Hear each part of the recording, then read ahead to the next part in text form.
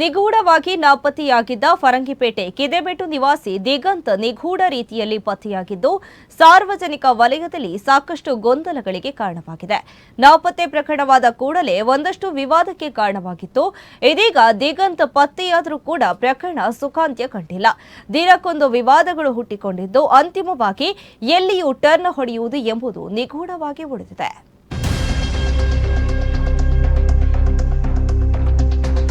ದಿಗಂತ್ ಪತ್ತೆಯಾದ ಕೂಡಲೇ ಪೊಲೀಸರ ಆತನನ್ನು ವಶಕ್ಕೆ ಪಡೆದುಕೊಂಡು ದಕ್ಷಿಣ ಕನ್ನಡ ಜಿಲ್ಲಾ ಪೊಲೀಸ್ ವರಿಷ್ಠಾಧಿಕಾರಿ ಅವರ ನೇತೃತ್ವದಲ್ಲಿ ಮಂಗಳೂರಿಗೆ ಕರೆತರಲಾಗುತ್ತದೆ.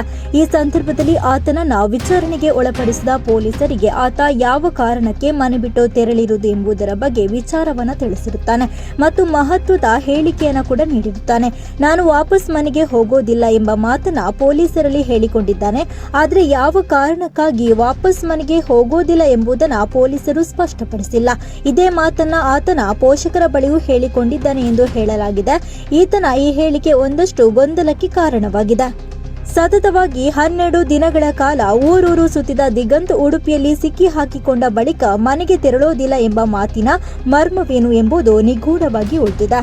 ದಿಗಂತ್ ಮನೆಯಿಂದ ಹೊರಟು ಹೋಗುವಾಗ ಆತನ ಜೊತೆ ಬಟ್ಟೆಯನ್ನ ಹಾಗೂ ಶೂಗಳನ್ನ ಆತ ತೆಗೆದುಕೊಂಡು ಹೋಗಿದ್ದ ಎಂಬ ಮಹತ್ವದ ವಿಚಾರವನ್ನ ಪೊಲೀಸರು ತಿಳಿಸಿದ್ದು, ಆತನ ಬಳಿಯಲ್ಲಿ ಇದ್ದ ಬಟ್ಟೆ ಹಾಗೂ ಶೂಗಳನ್ನ ಪೊಲೀಸರು ವಶಕ್ಕೆ ಪಡೆದುಕೊಂಡಿದ್ದಾರೆ.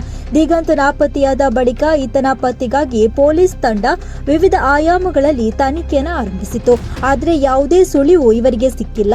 ಈತನ ಪತ್ತೆಯ ಸಹಕಾರದ ದೃಷ್ಟಿಯಿಂದ ಪೊಲೀಸರ ತಂಡ ಪೋಷಕರನ್ನ ತನಿಖೆ ನಡೆಸುವ ವೇಳೆ ಸರಿಯಾದ ಸಹಕಾರ ನೀಡುತ್ತಿಲ್ಲ. ಹಾಗಾಗಿಯೇ ಪ್ರಕರಣ ಜಟಿಲವಾಗಿ ಯಾವುದೇ ಸ್ಪಷ್ಟವಾದ ಸುಳಿವು ಸಿಗಲು ಸಾಧ್ಯವಾಗಿರಲಿಲ್ಲ.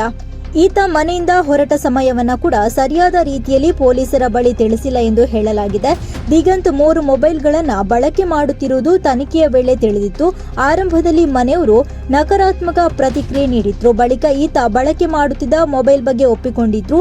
ಇದೀಗ ಆತ ಮನೆಯಿಂದ ಹೋಗುವಾಗ ಬಟ್ಟೆ ಹಾಗೂ ಶೂ ಅನ್ನ ತೆಗೆದುಕೊಂಡು ಹೋಗಿರುವ ವಿಚಾರ ಪೊಲೀಸರಿಗೆ ತನಿಖೆಯ ವೇಳೆ ಗೊತ್ತಾಗಿತ್ತು. ಈ ವಿಚಾರವನ್ನ ಕೂಡ ಮನೆಯವರು ಮುಚ್ಚಿಟ್ಟಿದ್ರು ಎಂದು ಪೊಲೀಸ್ ಮೂಲಗಳು ತಿಳಿಸಿವೆ. ನಾಪತ್ತೆಯಾದ ಸಂದರ್ಭದಲ್ಲಿ ಆತ ಬಿಳಿ ಟಿ ಶರ್ಟ್ ಅನ್ನು ಹಾಕಿಕೊಂಡು ತೆರಳಿದ್ದ ಬಗ್ಗೆ ಗ್ರಾಮಾಂತರ ಪೊಲೀಸ್ ಠಾಣೆಯಲ್ಲಿ ಪ್ರಕರಣ ಕೂಡ ದಾಖಲಾಗಿತ್ತು. ಆತ ಬಿಳಿ ಟಿ ಶರ್ಟ್ ಹಾಕಿಕೊಂಡು ಹೋಗಿಲ್ಲ ಎಂಬುದರ ಬಗ್ಗೆ ಪೊಲೀಸರ ತನಿಖೆಯ ವೇಳೆ ಕಂಡುಬಂದ ಸತ್ಯ ವಿಚಾರವಾಗಿದ್ದು, ಈತನ ಬಳಿ ಜಾತಿ ಸಂಘಟನೆಗೆ ಸೇರಿದ ಟಿ ಶರ್ಟ್ ಸಹಿತ ಬೇರೆ ಬೇರೆ ಶರ್ಟ್ ಹಾಗೂ ಟಿ ಶರ್ಟ್ ಹಾಗೂ ತಲೆಗೆ ಹಾಕುವ ಟೋಪಿಗಳನ್ನ ಆತ ಕೊಂಡು ಹೋಗಿದ್ದ ಎಂದು ಪೊಲೀಸರು ತಿಳಿಸಿದ್ದಾರೆ. ಅಲ್ಲದೆ ಡಿಮಾರ್ಟ್ನಲ್ಲಿ ಚಾಕುವೊಂದನ್ನು ಪಡೆದುಕೊಂಡಿರುವ ಬಗ್ಗೆ ಪೊಲೀಸರು ತಿಳಿಸಿದ್ರು. ಮನೆಯವರಲ್ಲಿ ಪೊಲೀಸರು ಆತನ ಬಟ್ಟೆ ಬರೆಗಳ ಬಗ್ಗೆ ಕೇಳಿದಾಗ ಯಾವುದೇ ಮಾಹಿತಿಯನ್ನ ನೀಡಿರಲಿಲ್ಲ ಎಂದು ಪೊಲೀಸರು ತಿಳಿಸಿದ್ದಾರೆ.